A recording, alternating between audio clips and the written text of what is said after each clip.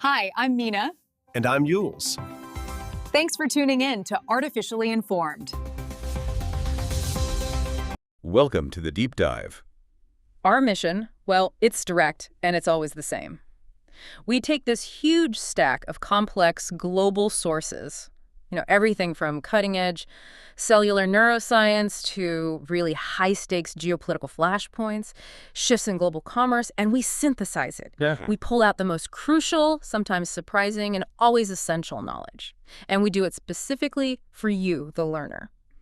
Think of it as your analytical shortcut, maybe. A way to get genuinely equipped and informed without drowning in all the noise out there. Exactly, because the information age is chaotic, right? We help you navigate it. And today's material, it really presents an extraordinary contrast, doesn't it? It really does. You've got this incredible, world-changing pace of scientific and tech innovation just pushing the boundaries of what humans can do. Yeah. And then running right alongside that, you have these really deep-seated political and social conflicts. Conflicts that are testing everything: law, liberty, international stability. Precisely. So we're going to spend significant time really zeroing in on some high-priority breakthroughs and analyzing those major policy debates that are shaping the global stage right now. That's the plan. And we're definitely not holding back on the detail or, the necessary context to give you a bit of a roadmap for what's coming up. Yeah, where are we headed first? We're starting small, really small, diving into these hidden cellular power switches that could genuinely transform Parkinson's treatment. Okay, fascinating start. Then we pivot pretty sharply, actually, to analyze the complex legal friction points, specifically deploying the U.S. National Guard in domestic conflicts. Think cities like Chicago in Illinois and Portland, Oregon. Right, that's been a huge point of contention, federal versus state authority. Exactly. And finally, we'll wrap up by looking at why the United States seems to be struggling a bit to catch up in the global electric car race. Even though, ironically, the market dynamics are making used EVs quite a bargain for consumers right now. Yeah, an amazing bargain, according to some reports. So, okay, let's unpack all of this. Let's get into the depth you deserve. All right, let's begin with the microscopic. Because, honestly, that's where some of the biggest global shifts really start, isn't it? It often is, yeah. Let's talk about this breakthrough in Parkinson's disease research. It centers on something researchers are calling a crucial cellular power switch. Sounds important. It is important. And that switch is a specific cellular regulator known as PP2A-B55 alpha. Okay, PP2A-B55 alpha. Got it. And this isn't just, another protein they've found. Identifying this one is major because it has this critical dual role. The dual role. Yes, concerning the cell's powerhouses, the mitochondria. Think of it like a central facilities manager for the cell's energy production. Okay, a manager. What does it manage specifically? Well, PP2AB55 alpha manages the cleanup of damaged or failing mitochondria. That process is called mitophagy. Right, mitophagy. Heard of that. And this is the key part, it simultaneously helps with the creation of new healthy ones. Wow. Okay, so it's handling both ends, cleanup and construction.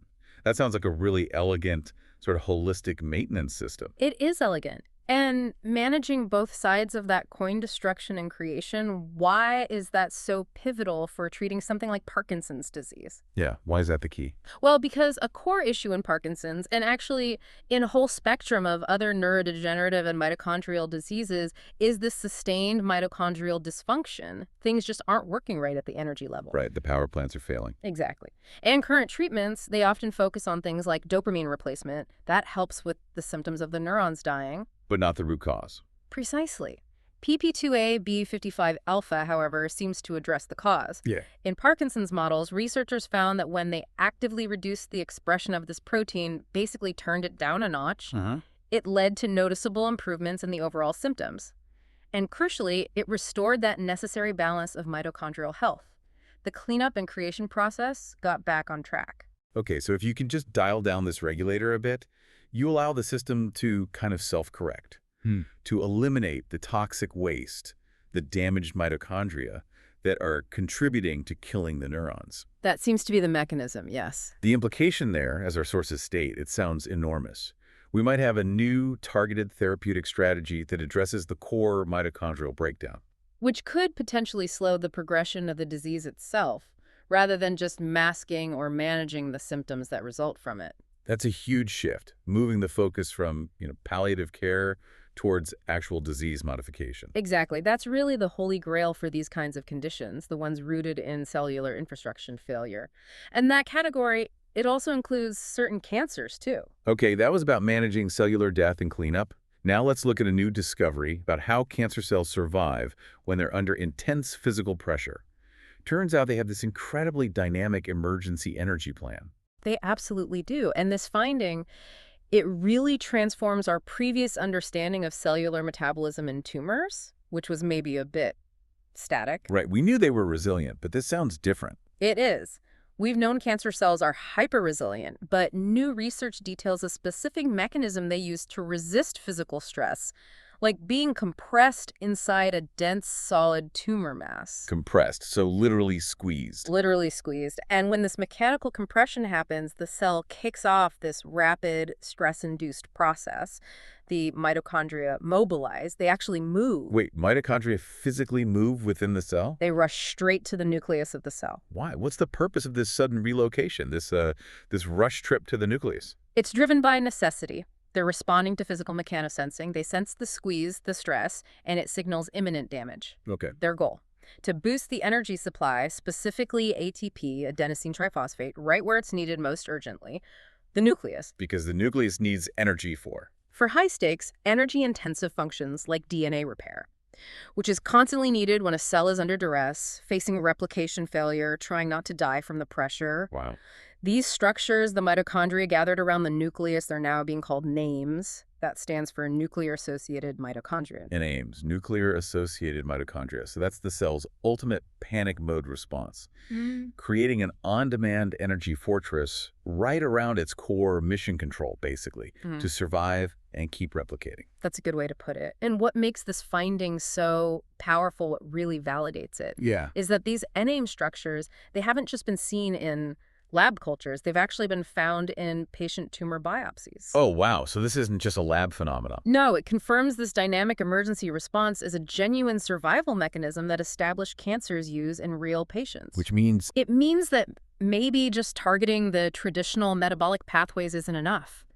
We might need to find a way to inhibit this specific emergency energy mechanism that cancer cells use when they're literally under pressure, a whole new potential target for drugs. Okay, moving from that microscopic fight for survival to the more human scale fight for relevance, perhaps.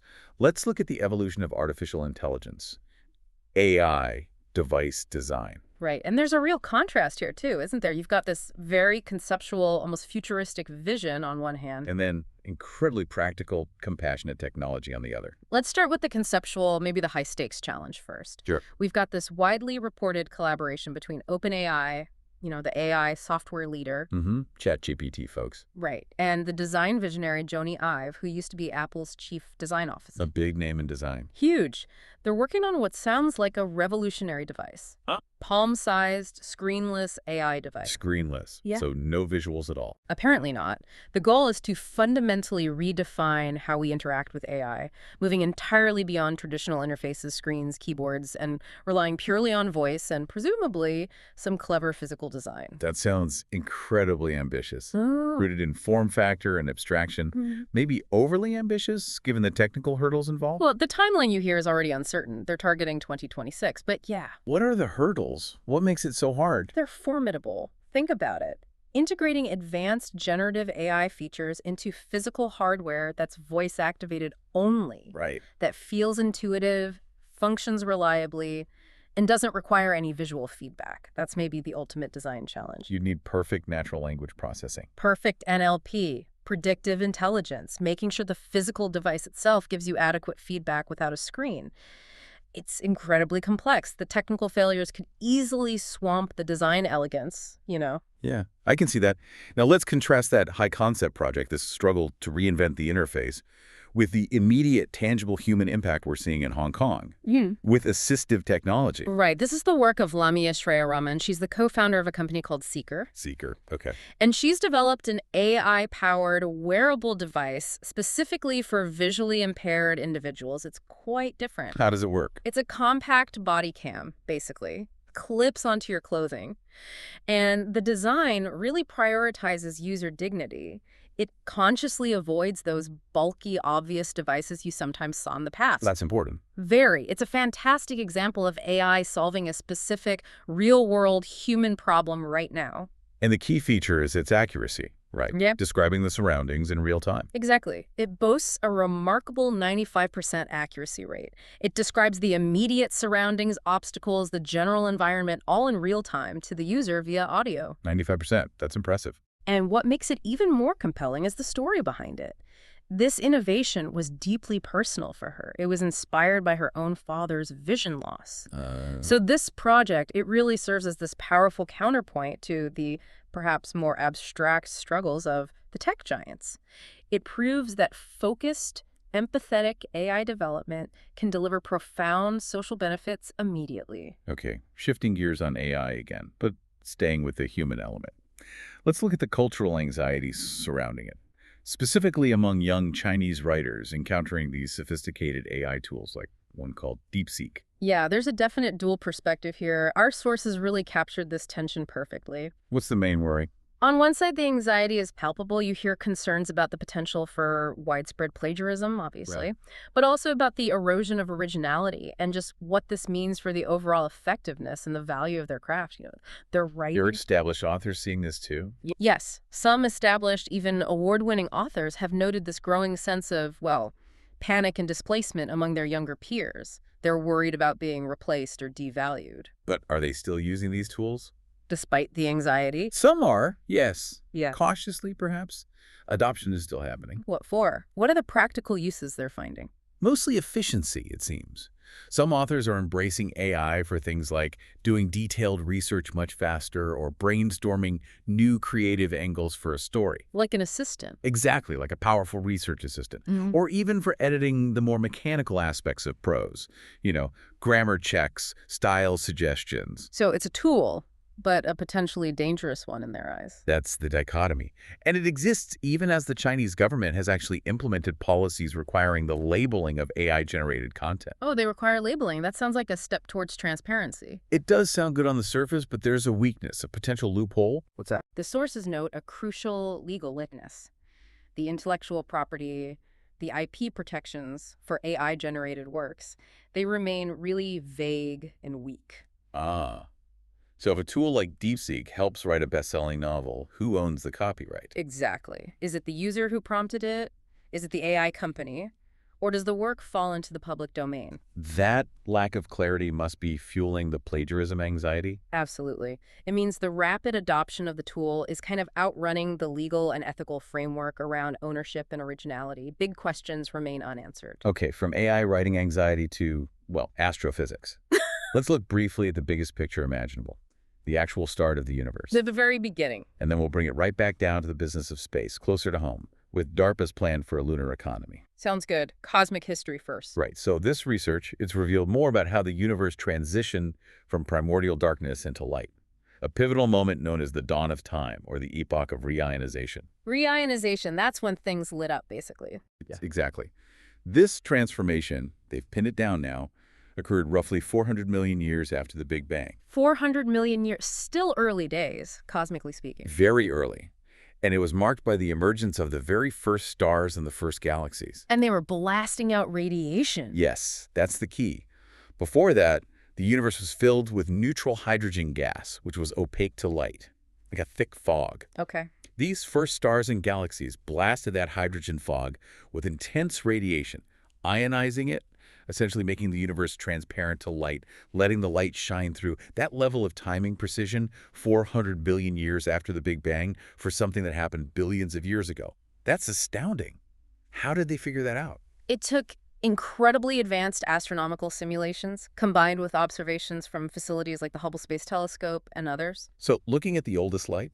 Pretty much. By studying the spectral characteristics of the oldest observable light, they could map the density and distribution of that neutral hydrogen fog over time.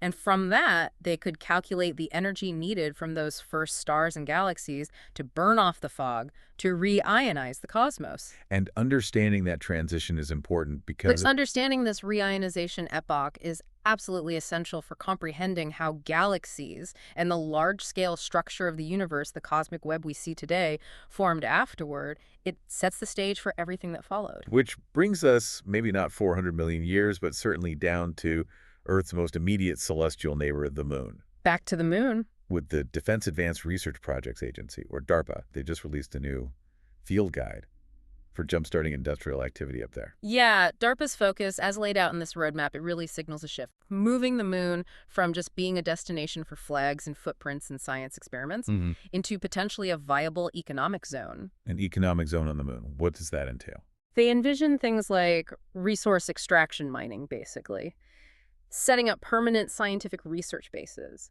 and, crucially, establishing a tangible, sustainable economic link back to Earth. Making it pay for itself somehow. That's the long-term goal. It's about creating the foundation for something called ISRU, in situ resource utilization. ISRU, meaning using what's already there. Exactly. Using lunar resources like water ice, which we now know exists in craters, potentially for rocket fuel, rather than having to launch absolutely everything expensively from Earth. Makes sense in theory, but the sources we looked at noted some substantial skepticism about whether this plan is actually economically viable. And that skepticism, it's deeply rooted in cost and feasibility, isn't it? Seems like it.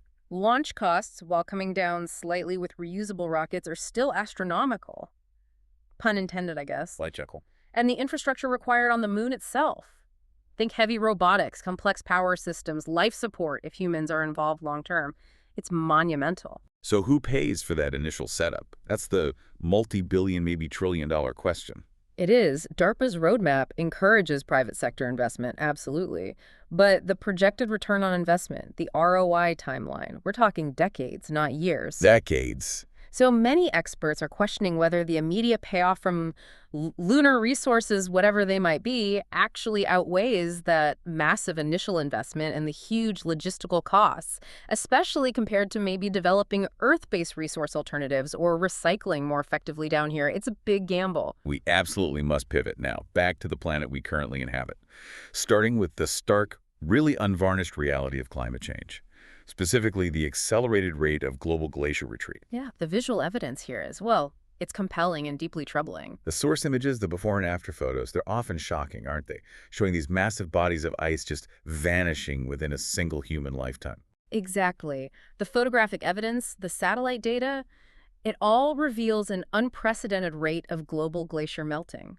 And it's directly linked to rising global temperatures, driven by sustained greenhouse gas emissions. This isn't just slow, gradual change anymore. No, these are dramatic transformations happening over really compressed timescales. Sometimes you can see significant changes year to year in some locations.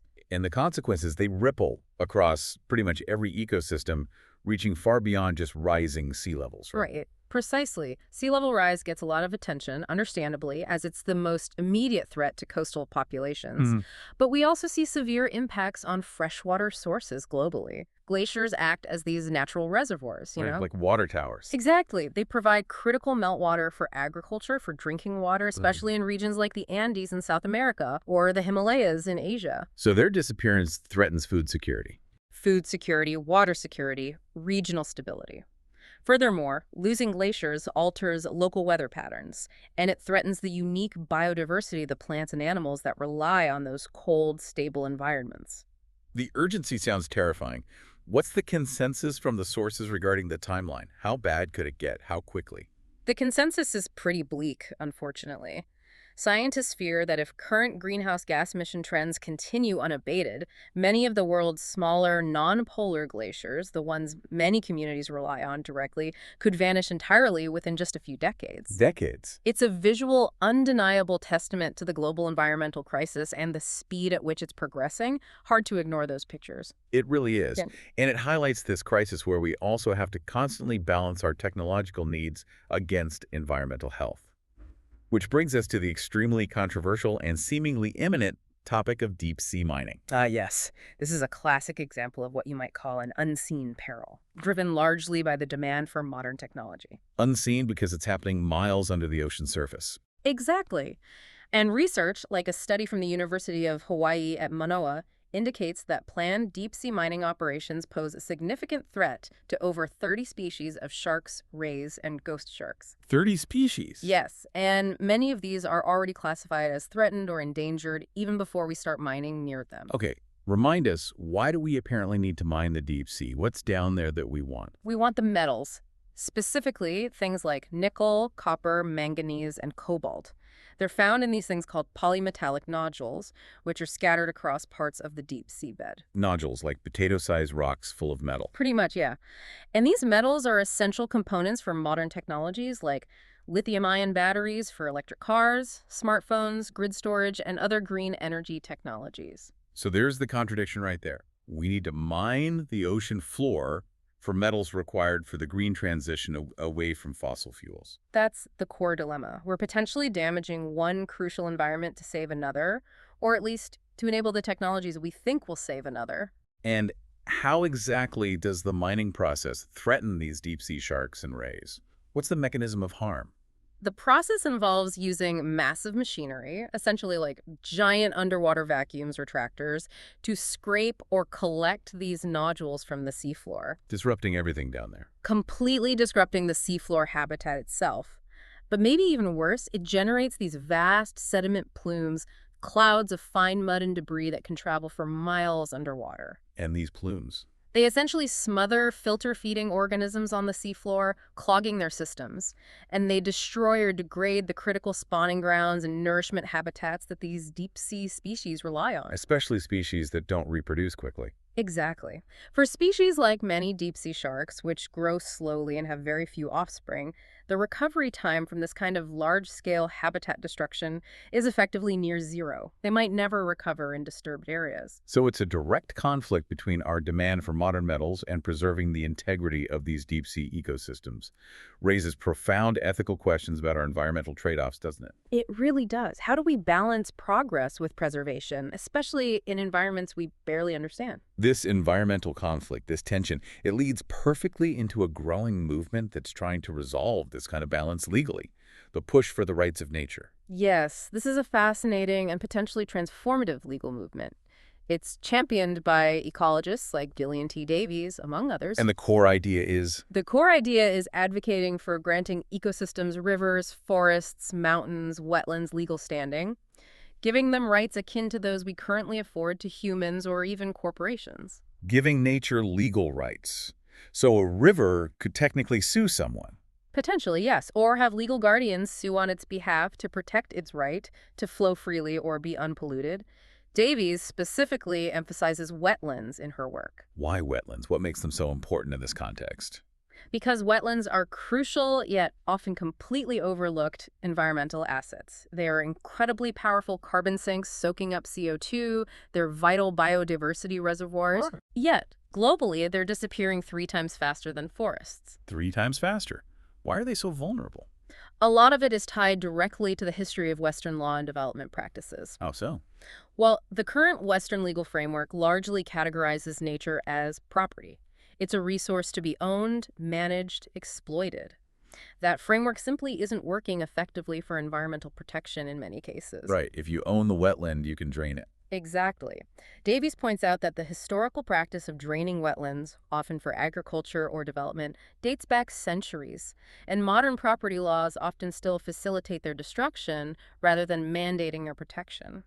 So the rights of nature movement calls for a fundamental legal shift away from that property-centric view. Yes, it necessitates a paradigm shift, moving towards perspectives more common in indigenous philosophies, which often emphasize interconnectedness and stewardship. Where the environment is seen as a living entity, not just a commodity. Precisely.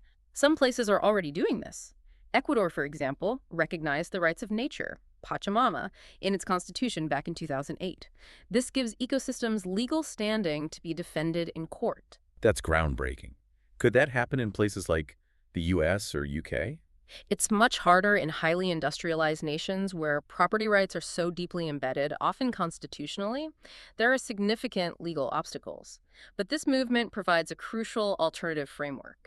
It's about finding ways, perhaps combining traditional ecological knowledge with modern legal principles, to give vulnerable ecosystems like wetlands a voice and a defense in our legal system. Okay, let's shift, and rather abruptly, from deep-sea ecosystems and wetlands to the rising domestic tensions within the United States, specifically revolving around immigration enforcement and the scope of federal authority, particularly the use of military assets domestically. Right, this has become a major flashpoint, and a key location recently has been Chicago, in the state of Illinois. What happened there? President Trump authorized the deployment of 300 National Guard troops to the city.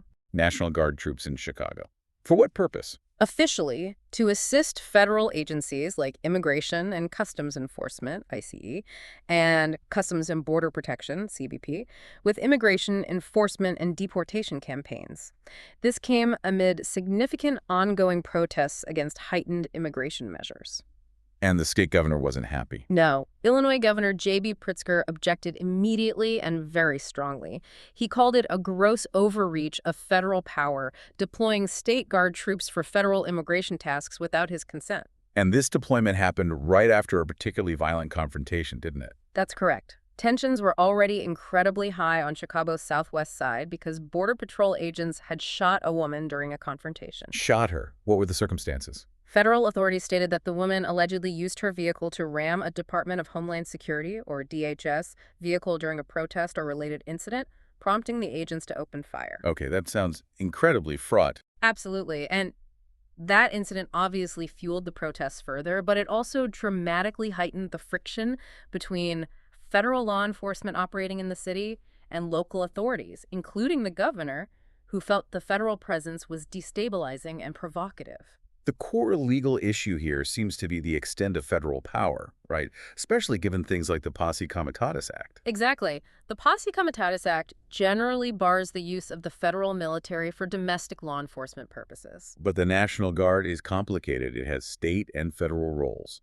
It is complicated. Deploying the Guard under federal orders for something like deportations definitely skirts this boundary. The federal government might rely on exceptions, or the president could invoke specific legislation like the Insurrection Act, which can override state objections under certain circumstances. But that's the kind of friction. Yes. The states, like Illinois in this case, argue the federal government lacks the clear justification required, like a genuine insurrection or inability of civilian authorities to function, for such a dramatic mobilization of state military assets against the state's will for a federal mission. Now let's contrast that high-tension situation in Chicago with the legal checks that we're seeing in Portland, Oregon. It played out differently there. It did provide a clearer legal counterpoint, at least temporarily. In Portland, a federal judge actually issued a temporary restraining order and then had to issue it again, specifically halting President Trump's attempt to deploy the Oregon National Guard to the city under federal command for similar purposes. So the court stepped in to block the federal deployment of the state guard. Yes.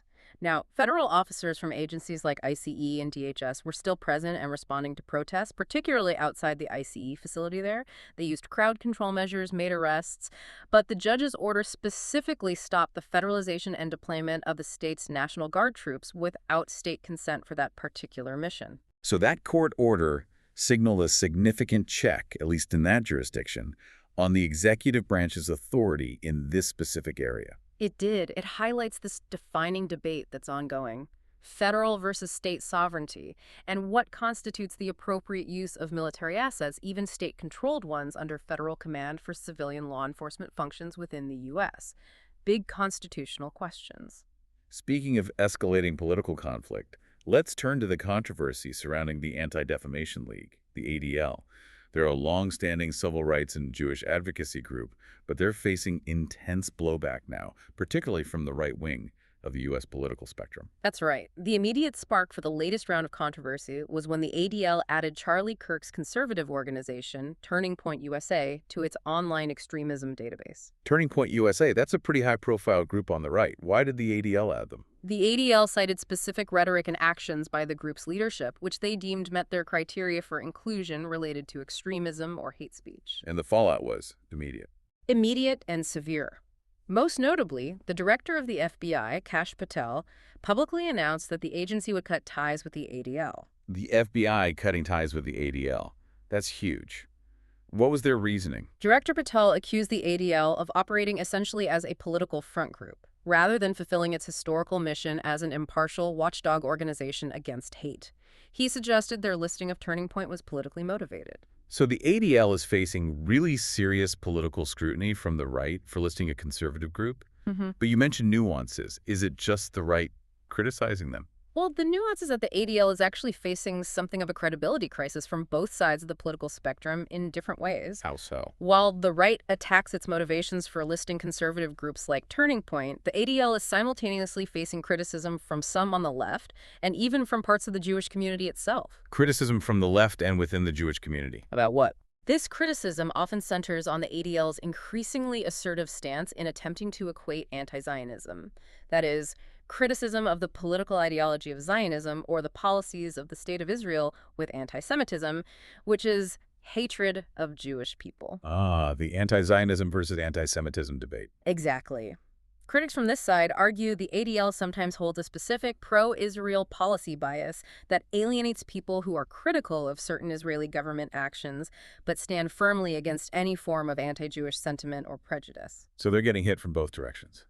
Pretty much. This whole episode really highlights the profound challenge for any advocacy group trying to maintain neutrality and credibility while addressing hate and extremism in today's hyper-polarized political environment. It's become incredibly difficult terrain to navigate. Okay, now let's turn our focus to the Middle East. Peace talks are reportedly underway in Cairo, Egypt, trying to end nearly 2 years of devastating conflict in Gaza. But violence clearly continues. Yes, negotiators are meeting. And Israeli Prime Minister Benjamin Netanyahu has expressed a degree, perhaps a cautious degree, of optimism about the imminent release of hostages. What's that optimism based on? It follows reports that Hamas has given a conditional agreement to negotiate under a U.S. proposed peace plan framework. Okay, but conditional sounds important. What are the conditions or sticking points?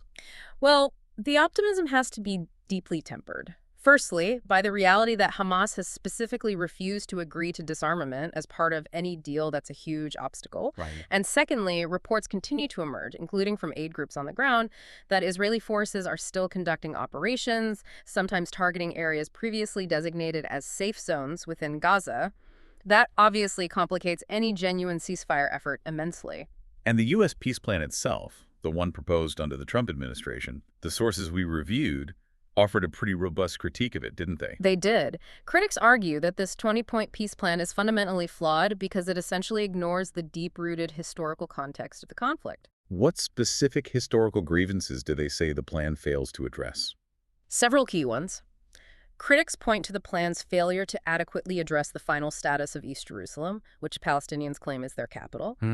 Also, the ongoing expansion of Israeli settlements in the occupied West Bank, which are considered illegal under international law. Okay. And crucially, the right of return for Palestinian refugees, those who were displaced or fled during the 1948 war surrounding Israel's creation, an event Palestinians call the Nakba, or catastrophe. And the Balfour Declaration. Yes. They also reference the ramifications stemming from the 1917 Balfour Declaration, the British statement supporting a national home for the Jewish people in Palestine, which Palestinians see as disregarding their own rights and presence. Without confronting these foundational issues, critics suggest any peace effort based on this plan is likely to be fragile and temporary at best. Now, staying in the region, but shifting to the humanitarian side, there are extremely severe allegations of mistreatment coming from international activists who were arrested recently. Yeah. They were attempting to breach the Gaza blockade by sea. That's right. This involved a flotilla attempt. Among those arrested were some high-profile names, including the Swedish climate activist Greta Thunberg and also Mandela Mandela, who is Nelson Mandela's grandson. Greta Thunberg and Mandela's grandson arrested. What are they alleging happened after their arrest by Israeli forces? The reports coming from fellow activists who were released and from their legal counsel detail really serious claims of mistreatment while they were in custody. Such as? Claims include deliberate deprivation of food and water for extended periods, physical abuse including beatings and acts of humiliation. Humiliation? Like what? Specifically, there are allegations that some activists were forced to kiss an Israeli flag. There are also claims of personal belongings being stolen and confiscated and not returned. These are highly serious allegations. Extremely serious.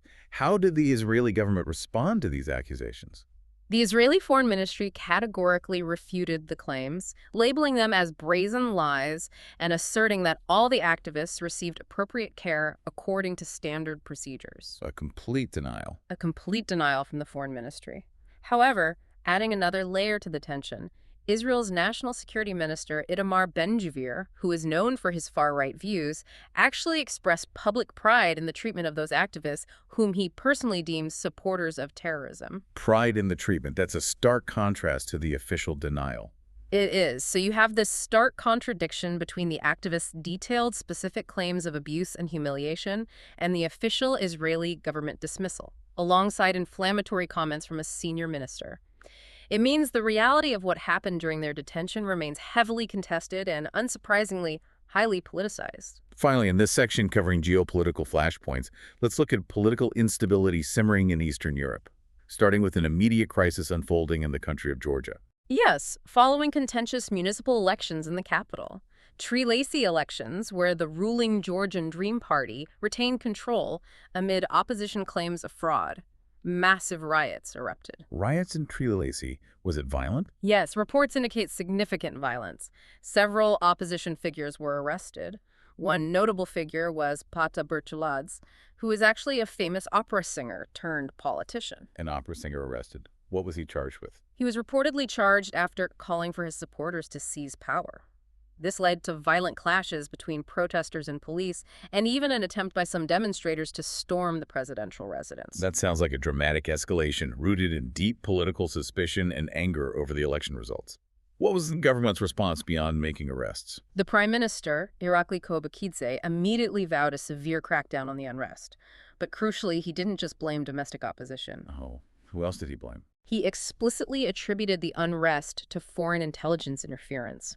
And he went further, directly accusing diplomats from the European Union, the EU, of actively meddling in Georgia's internal political affairs. Accusing EU diplomats of meddling? That's a serious charge. Very serious. It reflects this deeper ongoing tension within Georgia over its democratic integrity and its complex geopolitical alignment caught between pressure from Russia and aspirations towards the West, particularly the EU. This accusation really ups the stakes. And the volatility continues right next door, of course, with Russia launching another wave of large-scale overnight strikes on Ukraine. Yes, Russian forces used a combination of missiles and drones to target critical infrastructure across Ukraine. These latest strikes reportedly killed 5 people and caused significant damage to energy facilities. Where were these strikes concentrated? Notably, somewhere in western Ukraine, which is dangerously close to the border with Poland, a NATO member. Which always raises concerns about spillover. Exactly, and the immediate reaction highlights that regional risk. Both Poland and other NATO allies scrambled their fighter jets. Scrambled jets? Yes, as a precaution. They also deployed advanced air defense systems to safeguard Polish airspace against any potential spillover effects, things like missile debris falling into Poland, or even accidental incursions by drones or missiles. It underscores the constant state of vigilance required by alliance members bordering the conflict zone. And related to the war, we also saw that what looks like a significant potential policy shift coming out of the Czech Republic recently. That's right. Following recent elections there, the leader of the winning ANO party, Andrej Babis, who is set to become prime minister again, promised a sharp turn in the country's policy towards Ukraine. A sharp turn how? He stated quite flatly that, in his view, Ukraine is not ready for EU membership at this time. Okay, pushing back on EU accession hopes. What about aid? He also promised to cease direct bilateral aid from the Czech Republic to Ukraine. Instead, he said his government would favor channeling any support exclusively through EU-wide mechanisms. So, ending direct Czech aid, only contributing via the EU pot. That seems to be the plan. This reflects perhaps a growing fracture in what had been relatively unified European support for Ukraine. It suggests a shift towards prioritizing domestic issues within the Czech Republic, and certainly a degree of skepticism about the immediate path forward for Ukraine's integration with the EU and the ongoing direct costs of supporting Kyiv. Okay, let's shift back to Western policy now, looking at the political landscape in the UK. The Conservative Party, the Tories, seem to be making some extremely controversial pledges on migration and also looking to restrict the right to protest. Yes, at their recent annual party conference, the Tories unveiled what can only be described as an aggressive new borders plan. Aggressive how? What's the headline number? The headline pledge is the annual removal of approximately 750,000 migrants. 750,000 removals per year. Per year, that's the stated goal. This plan is explicitly aimed at addressing public concern, particularly among their base, over levels of illegal migration. But 750,000 removals annually, is that even feasible? Well, it has immediately drawn very serious criticism on exactly that point, logistical feasibility. Does the UK even have the detention capacity, the legal infrastructure, the agreements with other countries to actually carry out removals at that scale? Many experts say absolutely not. So critics see it as more political signaling than realistic policy. That's a major part of the criticism, yes.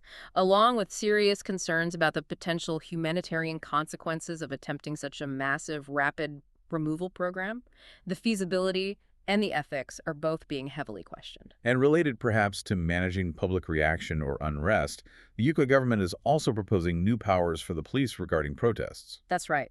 They're looking to give UK police new powers to restrict or disperse protests that are deemed repeated or overly disruptive. Who's framing this and how?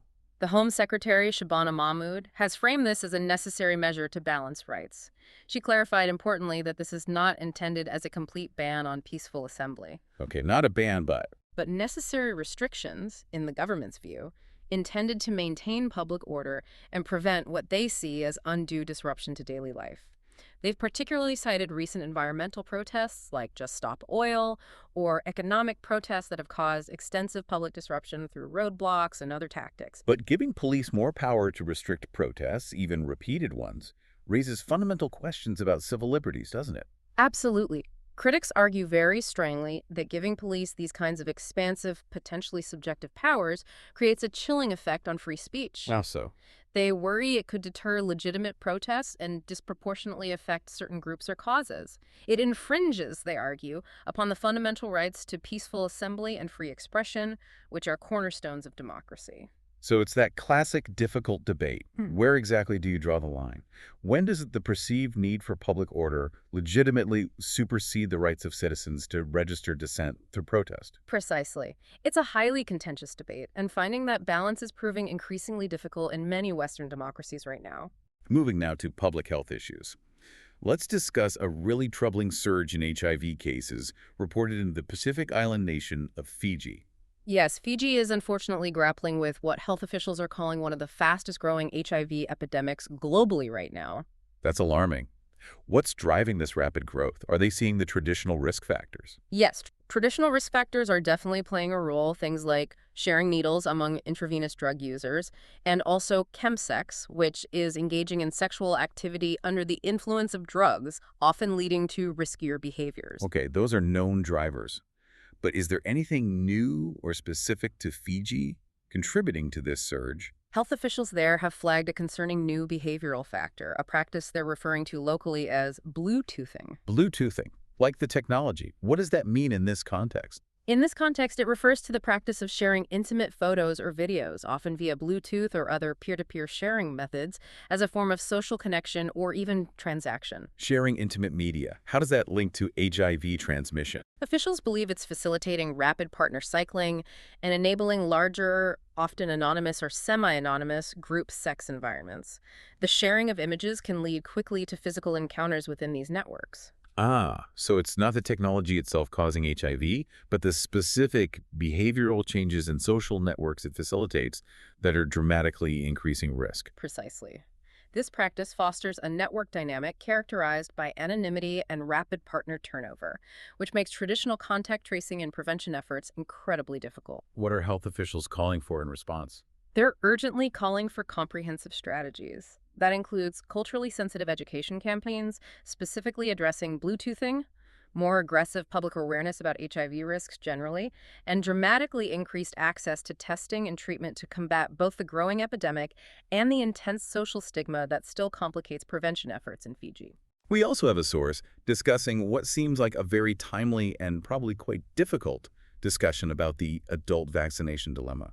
This is specifically facing young people today whose parents opted against childhood vaccinations for them. Yes, this is a really profound and often deeply personal choice that these young adults are essentially forced to confront. Forced because they're now adults making their own medical decisions. Exactly. As adults, they have to navigate a world where they face real, direct health risks from preventable diseases, things like measles, mumps, polio that they were never immunized against as children. That must be scary. It can be. And they have to do this while simultaneously trying to reconcile their own health needs and understanding of science with the often deeply held beliefs of their parents who made that initial choice for them. So they're caught between personal health and family beliefs. Often, yes. They're essentially forced to decide, do I get vaccinated now, in adulthood? They have to weigh the clear health benefits against potential social pressure from their family or community and against their own evolving worldviews regarding medical science and personal autonomy. It's a complex ethical and personal crossroads for them. And finally, on the health front, a study that seems to overturn a long-held and perhaps widely cherished assumption about our health, specifically concerning dementia risk and alcohol consumption. Yes, this was quite a significant study. It found conclusive evidence, according to the researchers, that no level of light alcohol consumption is safe when it comes to dementia risk. No level, not even that supposed moderate glass of red wine. Apparently not. This directly contradicts those previous, often cited beliefs or studies that suggested moderate drinking might offer some cognitive protection or cardiovascular benefits. This new research says otherwise regarding dementia. What's the mechanism of harm that the researchers are citing? Why is even light drinking linked to higher dementia risk? The research emphasizes a direct correlation between any alcohol intake and increased dementia risk. They cite multiple mechanisms. Such as? Well, alcohol itself is a neurotoxin. It can damage brain cells directly over time. Okay. Furthermore, it can cause indirect harm. For example, chronic alcohol use can lead to thiamine, which is vitamin B1, deficiency. Severe B1 deficiency can cause serious cognitive impairment and specific conditions like Wernicke-Korsakoff syndrome, which resembles dementia. So direct toxicity and indirect nutritional deficiencies. Exactly. The conclusion is pretty stark. The idea of a safe level of drinking for brain health, specifically regarding dementia, might be a myth. This implies that public health officials may need to completely reevaluate the cultural narrative around safe drinking limits, particularly emphasizing the risks to long-term cognitive health. All right, let's switch to the economic front. And there's a bit of irony here, talking about the U.S. lag in the electric vehicle, or EV, race. Yeah, it is somewhat ironic, isn't it? Despite having pioneering EV companies like Tesla based in the U.S., the country as a whole is noticeably trailing globally in EV adoption rates compared to major markets like China and many European nations. Why is that? A recent BBC report cited several factors, right? It did. Several structural factors seem to be at play.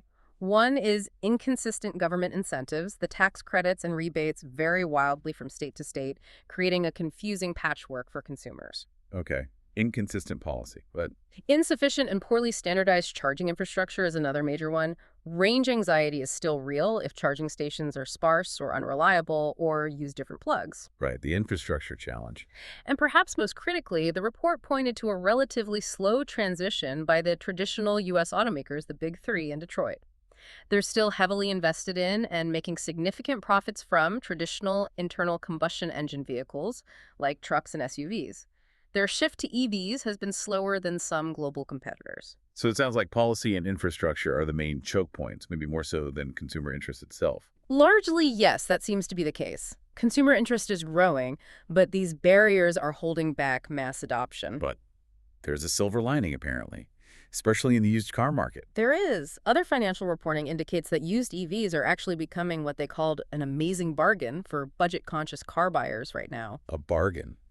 Why are used EVs depreciating so fast? Several reasons. Early models are losing value quickly, partly due to those same concerns about range degradation over time and battery replacement costs. Plus, rapid improvements in new EV technology make older models seem less appealing faster. So high depreciation makes them cheap secondhand. Exactly. This presents a lower cost entry point for consumers who want to try out EV technology or make the switch to greener transport without facing the often steep price tag of a brand new model. It kind of temporarily offsets those higher initial purchase costs for some buyers. And finally, let's talk about retirement savings. We constantly hear that ubiquitous financial benchmark, right? You need $1 million to retire comfortably. Oh yeah, that number is everywhere. Causes a lot of anxiety for people. Well, banking giant JP Morgan Chase is now apparently telling Americans, stop fixating on that specific number. Really? What are they advising instead? They're advocating for a much more personalized approach, one that aligns better with individual reality. Yeah, it makes sense. $1 million means very different things depending on where you live and how you live. Precisely. The JP Morgan guidance suggests that the actual amount of savings you need depends entirely on factors like your individual income level throughout your career, Okay. your anticipated living expenses in retirement, which vary hugely by location and lifestyle, and importantly, how much you can expect to receive from Social Security or other pensions. Right. Social Security is a big piece for many people. It is. So for many Americans, particularly those in lower or middle income brackets, chasing that seven-figure goal isn't just daunting, it's potentially unnecessary and maybe even counterproductive if it feels impossible. Yeah. So what's a more realistic target, according to them?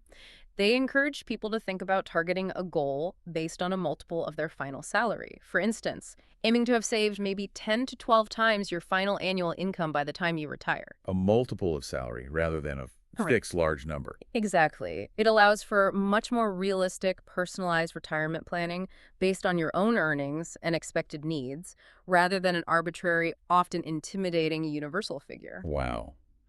We have covered a vast amount of terrain today, moving all the way from the intricate inner workings of ourselves Right down to the mitochondrial level. all the way up to the global political stage and back.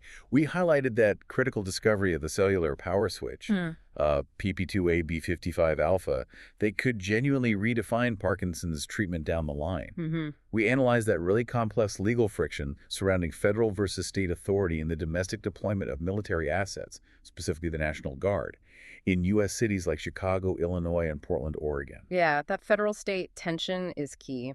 And we examined the global political battles raging from the, well, seemingly flawed Gaza peace talks and the disturbing allegations surrounding activist arrests to the volatile political crisis currently unfolding in Georgia. It really paints a picture of a world in flux, technologically, politically, environmentally. Absolutely. And is there a unifying theme you saw running through today's sources? I think the recurring theme, really, is this intense, ongoing challenge of balancing innovation with ethical responsibility, and also balancing order with liberty. So, Well, you see it with the incredible promise of AI and these new biomedical technologies we discussed. There's an urgent need for the ethical guidelines, for strong IP protection, to actually match the breakneck pace of change. We're inventing faster than we're regulating, perhaps? yeah. Simultaneously, the potential environmental cost of new industrial practices, like that deep-sea mining we talked about, it forces us to reconsider our entire relationship with nature and the trade-offs we're willing to make for resources. And then the struggle to protect civil liberties, like the right to protest against, calls for stronger public order through increased restrictions that shows just how fundamentally challenging the balance between freedom and security remains in democratic societies. These tensions are everywhere. Okay, to leave you, our listener, with one final, maybe provocative thought, drawing from the material we reviewed today. Go for it. We discussed how studying the universe's reionization epoch, the actual dawn of time, 400 million years after the Big Bang, is constantly forcing astronomers to adjust their cosmic understanding based on new data. Right. Our picture of the early universe keeps getting refined. So if even ancient history and the deepest science continue to surprise us, continue to reveal new truths that overturn old assumptions, what crucial fundamental truth about our current global systems, whether they're political, economic, or environmental, might future generations discover that we, today, are currently entirely overlooking? Interesting question. What foundational assumptions are we making right now in 2025 about how the world works, or how it should work, that might be proven fundamentally wrong, maybe even naive, 70 years from now? What's our collective blind spot today? Yeah, that's definitely something to mull over. Well, on that until the next deep dive. Enjoying Artificially Informed. Hit subscribe and share it with a friend. From the left, the right, and straight from the algorithm. Thank you. That's it for today's Artificially Informed. Nope. Thanks for spending your time with us. Yeah. Stay sharp, stay curious. See you next time.